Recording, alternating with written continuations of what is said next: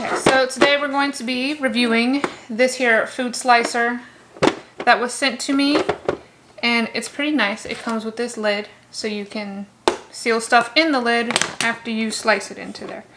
And I have a helper today so that I can demonstrate just how easy it is to use this thing. You have this little piece that can hold on to potatoes or whatnot that you want to stab with that. And and you know what, and cheese blocks, so that you can, you know, grate them easier. I have not a clue what this one's for. And then it has all these different pieces so you can cut different fruits, which we're gonna cut up some apples today and some bananas and some dates. So these are like the different, ow, it is sharp. So these are the different ones that you have for that. And then this one is a cheese grater, which it does come with a cover on it, so that's cool. Take the cover off so you guys can see that. Cheese grater. Ooh, gotta put that back on there. A little dangerous. And then you have another slicer with a protective cover on it. Not that I know how to remove that. Slide it?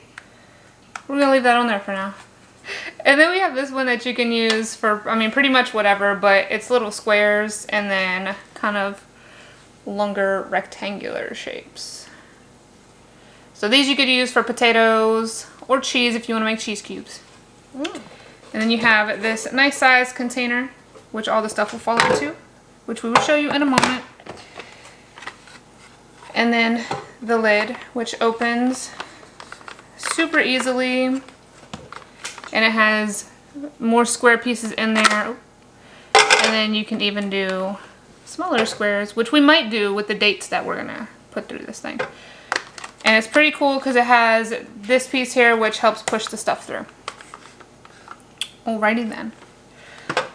So we're gonna take this one out, put it to the side. Alright, we can use this one. We'll use this one first. Alright. Good idea. So my demonstrator is going to be the one to hopefully push this through. Alright. Alright, help me. Push. Ah. I think we're breaking it. Hold on.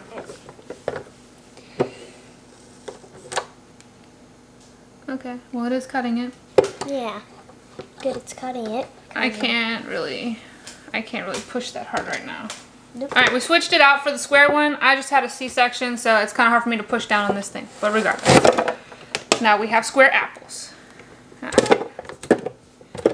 Apple in here. Okay. I guess it does something. There's a little button here on the top. It makes it a smidge easier. Ooh. And then we have square apple pieces. The best square apple. Best square apple pieces. Yep. Here you go on. Yum yum. And now we're gonna put a banana through it. Push a little bit. Lift it out. Bam, there's our banana. Tasty. Now I'm gonna use another banana. Another banana. Alright. Wow. And more banana. I'm gonna use this small one. We do have this big thing of these dates. They did not have the pitted ones at the time that I purchased these, so we will have to pit them before we stick them through these slicers. What are you doing? What are you doing?